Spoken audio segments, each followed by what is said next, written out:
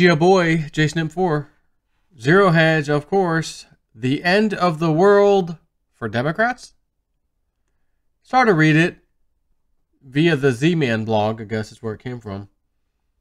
And thought, yeah, this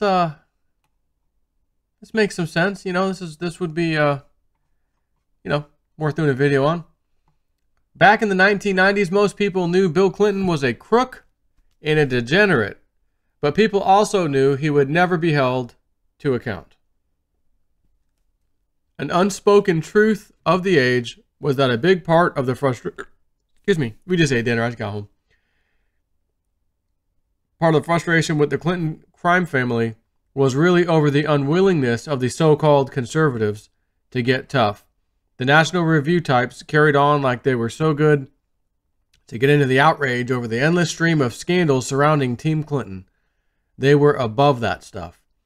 And as a result, talking about the Clinton shenanigans became a staple of talk radio, mostly because it was amusing, but also as a form of outrage porn.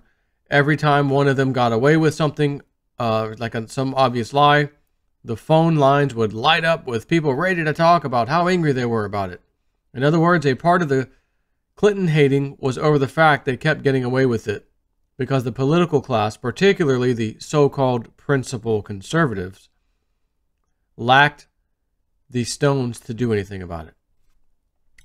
Now, I hear this, I'm like, well, yeah, but how long have we been hearing Trey Gowdy screaming and yelling? He'd roast somebody in a hearing. Oh my God, he'd roast somebody. And then I said, look, what is he doing? Why is he even yelling? Nothing's going to happen. And then nothing happens. And now all of a sudden that Trump's in power, Trey Gowdy's been speaking a lot lately. And, it takes other people to get stuff done. So you could have conservatives in Congress, but if the president himself, the executive branch, which includes the FBI, nowadays Department of Homeland Security, of course, CIA, that's all executive branch. And as you saw, the whole entire swamp was filled, those people were filled with swamp creatures. So when I hear this, I say, yeah, but you could have a whole bunch of conservatives in Congress. They can't get anything done. Pass a bill. All right, we passed this bill. Let's send it to the Senate. Senate passes it. Send it to the president. I'm going to veto that. Or if that's just a bill. What about investigations and stuff? They can squash it. Well, the FBI is not going to do anything. Justice Department, not going to do anything. We looked into it. We didn't see anything. So what could a conservative do? In all fairness. But let's continue. That's an important thing to keep in mind while watching the left wrestle with the fact Trump will not be sent to prison for treason. To normal people, the Russian collusion stuff was always a nutty conspiracy theory. It seemed obvious that the point of the Russian collusion narrative was to distract people from the fact that Obama White House was engaged in activity that would have made Nixon blush. If there was a conspiracy, it was the media running cover for the crooks in the Obama administration. And that's true, in my opinion, for sure. This understanding blinded people to what could be the most important part of the Russian collusion story. The left really believed it. They really thought there was a secret conspiracy between Trump people and Putin people to work with some secret magic to alter the 2016 election. They did not know the nature of this magic. In fact, it was probably supernatural. But, and that's funny, Lindsey Williams, by the providence of God, my elite friend said they thought Trump was not supposed to get elected. They thought it was God, I always think about that. Anyways, but the left was sure it was real, this nonsense. This is something outside the progressive hive are just starting to realize, those people who are outside. The left really is that crazy. The juxtaposition of the Clinton haters and the never Trump people is a good way to understand the vast chasm between the progressive worldview and that of normal people. The hatred of the Clintons was rooted in a grudging acceptance of the reality of modern politics. It was a lament more than a set of beliefs. People knew they were crooks. They knew this. But also, knew the so-called conservatives were wimps and liars. Bill Clinton in the White House was the symptom of the disease that had infected the nation's elite. The Never Trump stuff is something different. It's rooted in a fantasy about how the world is organized and the role the left plays in it. They really do believe in mysterious forces that operate on the fringes. They not only think there is a man behind the curtain, but the curtain itself is part of an elaborate conspiracy. Most important, they deeply believe that the arc of history bends towards the promised land and that they are on the right side of history, leading the rest of us into the light of salvation. They really do think that. It's why their response to the Mueller probe has been like the response to the sudden death of a child. They were not convinced some Trump people had some shady dealings with the Russians. They were sure there was an elaborate conspiracy that altered the election. That was the key part of their coping system for the last 2+ years. The conspiracy altered the election. The arc of history was not altered. The bad guys were not able to legitimately defeat those on the right side of history. The devil is real. Cults have ways to deal with disconfirmation, but there must be a way to salvage some of the original core belief from the wreckage. If the aliens were supposed to arrive on Tuesday but failed to show, the cult can explain this by claiming they got the dates wrong or that they failed to perform the proper ritual. In this case, the left can't seem to find a way to salvage the core belief from the wreckage, so to speak, because the core belief had to be completely true in order to confirm their role in the great Russian collusion narrative. What we're seeing with the left is a little example here, a child learning that they cannot, or that they have not only been adopted, but that they have been in a coma their whole life, and everything they believe about themselves is actually a dream. Rachel Maddow, right now, is someone, sure, she was a Jewish TV lesbian, but has learned she is really, again, another fake example, has learned, she's now really learned she's a white guy with 2 kids and an ex-wife working at Home Depot. Everything about who she is, in the moral sense, is not just false, it never existed. Right? Because she's so attached to this left paradigm and the whole collusion thing for 2 years. That's like part of her being now, is what he's saying, an example. As a result, she never really existed, only in her mind. She was actually part of the fraud.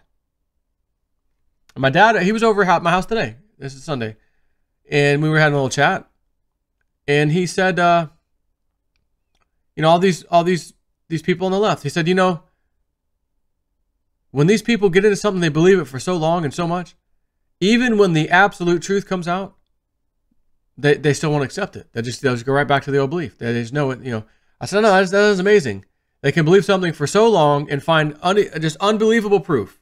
Nope, what you got was wrong. Here's the data. Like, wow, you got it wrong. But once you are committed at the level, like, for example, Rachel Maddow was committed, or CNN, pick anybody from CNN, or honestly, MSNBC too, not just Rachel Maddow, and pretty much every news agency, with maybe a couple people from Fox News not included, Hannity, Tucker Carlson, etc. And they were married to this thing, this whole belief system. And they will go down with the ship, believing this until the ship goes underwater with them on board, so to speak. They will believe in it. They won't change their mind. It won't matter. You could have Clinton come out herself and say something, look, it was us. Yes, I did it. I really wanted to win the election. They would not admit it. They would say, oh, this is politics. They must have gotten to her behind the scenes and made her say that. They would go down with that belief system. I'm telling you, they're married to it forever. Thus, the life of a liberal. Sorry. That's why the audience has evaporated for these lefty chat shows. Conservatives will try to explain this in the same dim-witted way they explain everything, by focusing on the fact that these shows promoted a fake story. In reality, though, we're witnessing the collapse of an identity cult built around the belief in a sinister conspiracy to snatch away the 2016 election from forces of light. The collapse of the central narrative is also the collapse of the core of this identity cult. These are now people without a reason to exist. I don't know if I could sum that up any better, to be honest with you. I mean, again, it's their identity. It's their whole worldview. You just told somebody, you know, your kid all your life, been your kid since they can remember, you know, since their brain can remember something. Listen, son, daughter, we adopted you. What happened to my real parents? Well, your dad was a deadbeat. He ended up getting in drugs and killed himself. You know, overdosed. Your mom, on the other hand, she committed suicide. We got you from we adopted you from one of these homes. But, you know, you're still our son, you're still our daughter, and we love you, and we'll always be your parents. Imagine sitting there as that kid hearing this from the people I trust, my mom and dad, who are telling me they're not really my mom and dad, not biologically. And you're a child, right? We're talking about adults. Rachel Maddow is an adult. Anderson Cooper from CNN is an adult. So is what's the guy with the Mickey Mouse voice that Mark Dice always picks on from CNN? Whatever. Or Don Lemon. All of them. These are grown-ass men and women. So the question is, are they pretending to follow a narrative, or do they actually really truly believe in it? Some of that answer is going to be yeah, some of them absolutely believe in it. When you saw Rachel Maddow with the tears in her eyes, she's not pretending that she knew all along it was fake. She really believed it. That is part of her belief system. She has been absolutely devastated. Others on CNN, I'm going to tell you some of them, especially Anderson Cooper, I think some of those guys knew from day one. This is false, but we are false news. We are a propaganda machine, and they will give me some propaganda to spew, and I will spew it. And what did we find out? Again, all recently, what are the same Mickey Mouse guy? We are not investigators. We just report on news, and we report what we were given. Duh. We've been saying this from all along. Investigative reporting went out the window decades ago, as a matter of fact. Decades ago. You got people on YouTube, people like Laura Loomer, who've been kicked off of YouTube, kicked off of Twitter for actually doing investigative reporting, showing up at places, filming it, live streaming it even, and now she can't talk on any of the platforms. They've banned her. You guys have enormous amounts of money. You get paid enormous amounts of money to come out here and talk your crap. You can't do any kind of investigation. You're just going to, well, we just report on what we were given. Okay, well, what were you given and by whom? Oh, Reuters and Associated Press, both of those two, come up with something. They give it to all the news networks, both the big ones and the local ones in your city or whatever. And that's why there's a video, I forget the name of it, when they press play, you know, and that is dangerous for our democracy. And that is dangerous for our democracy. And that is dangerous for our democracy. And they're all saying it. They're all reading the same script. In CNN and the top guy, they're no different. They're reading the same script. Well, we don't investigate. We just read the same script. It's all fake. So again, the whole left was dependent for them to exist. This Democratic Party to even exist and function was contingent on controlling the fake narrative for eternity. In the day that the core part of that narrative gets taken away from them, their control, their entire system will collapse. And that is currently what is happening, and is why we had one hell of a March. Kudos again to crypto viewing guys, Dick Algar and the boys. That was his little one phrase thing. I don't know if it was him specifically or one of the other guys. I think it was Dick actually, but March enters with a bang and goes out with a bang. Boy, did we have some fireworks in March. So again, the left was, their whole existence, their livelihood was contingent on lies being maintained. Some core lies being maintained, and now that's gone. So what happens? It's a house of cards. You start pulling out a card or two, and the whole thing falls down.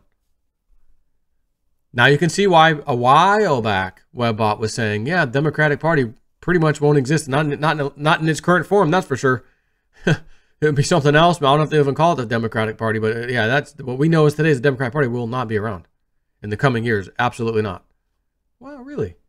That's interesting. And here's the beginning of it. This is the beginning of the end for the Democrats. It really is. Take care.